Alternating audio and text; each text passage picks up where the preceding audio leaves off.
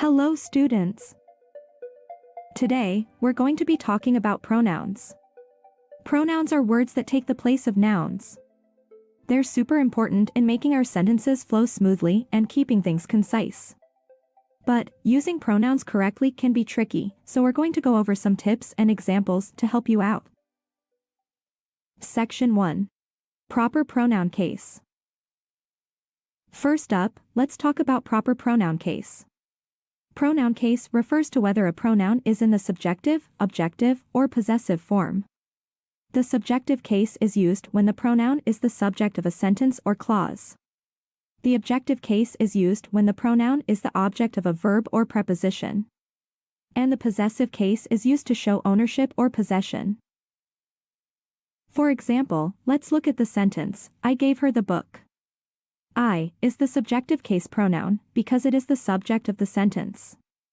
Her is the objective case pronoun because it is the object of the verb, gave. And book is a noun, not a pronoun, so we don't need to worry about case for that. Here are 4 examples of pronouns in the proper case. Subjective. She is going to the store. Objective. They saw him at the concert. Possessive determiner. Our house is bigger than hers. Possessive pronoun. The book is mine. To make sure you're using pronouns in the proper case, try replacing the pronoun with the noun it's replacing, and see if it still makes sense. Section 2. Intensive pronouns. Let's talk about intensive pronouns. Intensive pronouns are pronouns that emphasize or intensify the noun or pronoun they're referring to. They end in self or selves, and they always refer back to the subject of the sentence. For example, let's look at the sentence, I made the cake myself.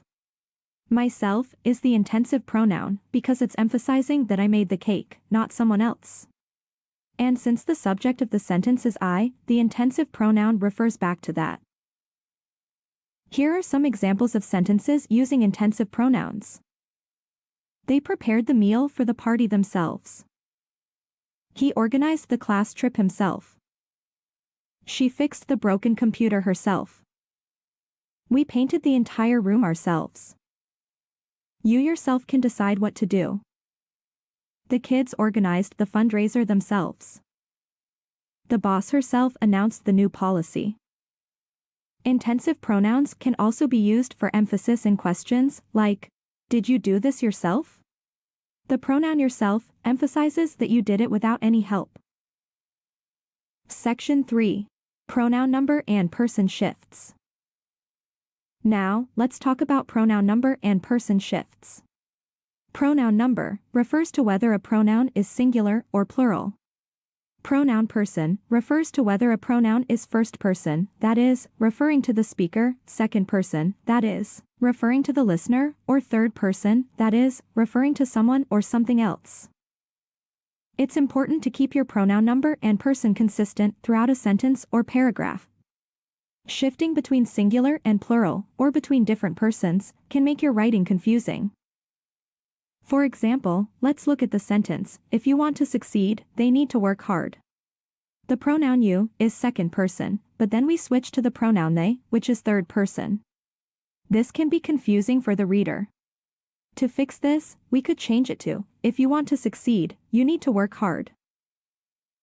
Some examples of pronoun number and person shifts are, when you visit Paris, one should remember to bring their camera. I love traveling, but he prefers to stay at home. Our team won the game, but they had to work hard for it. If one wants to be successful, you have to work hard and stay focused. She told me that he was upset with their performance in the meeting. When a person is feeling down, we should offer our support and help. One should always trust their instincts when making important decisions. My sister and I are close, but she likes to keep some things to herself. You and your friend should be proud of yourselves for finishing the project on time. Section 4. Vague pronouns. Finally, let's talk about vague pronouns. Vague pronouns are pronouns that don't have a clear or specific antecedent, which is the noun that the pronoun is replacing. This can make your writing confusing or ambiguous. For example, let's look at the sentence, Sarah gave the ball to him, but he didn't catch it. Who didn't catch the ball? It's unclear, because we don't know who he refers to. To fix this, we could say, Sarah gave the ball to Tom, but he didn't catch it. Here are some examples of sentences using vague pronouns and how they should be corrected. They said the concert was sold out, but I was able to get a ticket. Correction. The box office said the concert was sold out, but I was able to get a ticket. She asked him to pass the salt, but he didn't hear her. Correction. She asked him to pass the salt, but he didn't hear her request.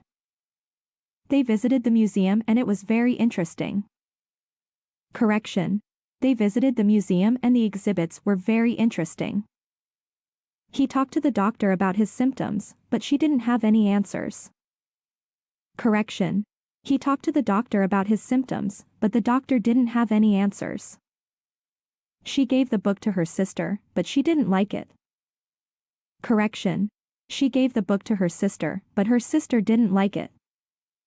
They went to the party and it was a lot of fun. Correction. They went to the party and the party was a lot of fun. He received an email from the company, but they didn't offer him the job. Correction.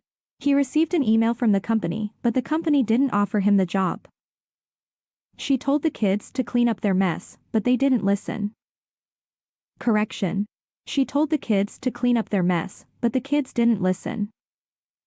They watched the movie and it was really long.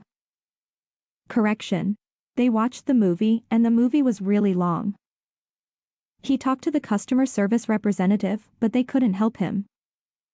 Correction. He talked to the customer service representative, but the representative couldn't help him. And there you have it. All the ways pronouns can be used.